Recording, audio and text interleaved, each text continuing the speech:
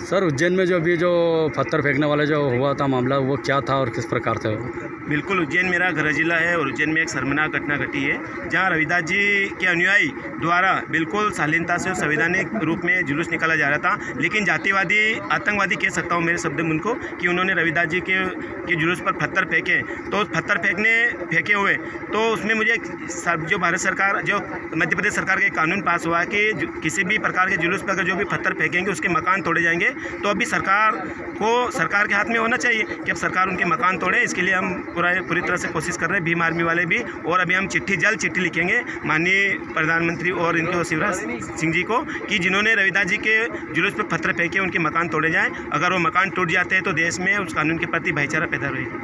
Sir यहाँ मंदसौर जिले के अंदर भी जो बारात को रोकने का कार्यक्रम जो किया गया था इस प्रकार से, उसके बारे में मध्य प्रदेश में मंदसौर जिला मतलब फर्स्ट नंबर पे आ रहा है। इस बार 2020-21 में सबसे ज़्यादा अगर बारातें रोकी गई तो मंदसौर जिले में रोकी गई है। कहीं ना कहीं यह जातिवाद ज़्यादा मात्रा में पाया जाता है और मैं जातिवादियों को आतंकवादी कहता हूं मेरे शब्दों में, क्योंकि इसके लिए भी हम बड़े पैमाने पर कर रहे हैं। अगर मंदसौर प्रशासन कुछ समय के लिए समय दिया, अगर उनके मकान नहीं तोड़ती है तो हम पूरा उग्र आंदोलन करेंगे और मंदसौर बंद करने की भी हम ताकत रखते हैं। सर 144 धारा जो लगाई गई थी, कुछ इसके बारे में जानकारी थी या किस प्रकार से ये जो कार्यक्रम को ये तो देश का विडंबना है, देश की विडंबना है कि हम गरीब, उनको मालूम है कि 144 लगाने वाले, इनका ना तो MP MLA, जो MLA MP है वो बोलते कुछ भी नहीं है। और हमारे महापुरुषों की जयंती आती है तब 144 लगा देते। मैं उनसे 144 लगाने वाले से पूछना चाहता हूं कि क्या अन्य संगठनों की जो रैलियां, बड़ी बड़ी रैलियां, अभी हाल ही में उज्जैन में रैली हुई आरक्षण खत्म करने के लिए, क्या वहां पे उन्होंने 144 नहीं लगे जाते? क्योंकि वो जानते हैं कि ये कौम तो बोलने वाली नहीं, इनका मुंह बंद रहता है, इसलिए हमारे ऊपर डर दिखाया जाता है।